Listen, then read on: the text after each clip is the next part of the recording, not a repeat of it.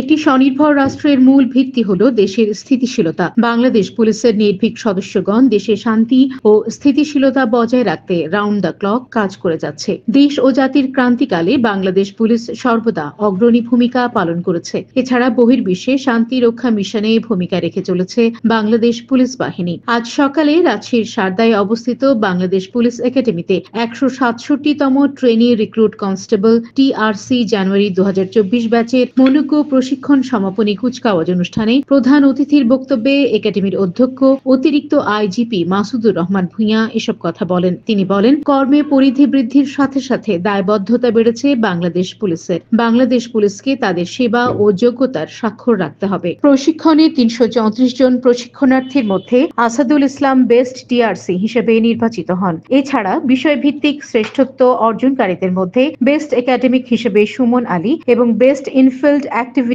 ও best shooter পৌরব চন্দ্র রায় নির্বাচিত হন।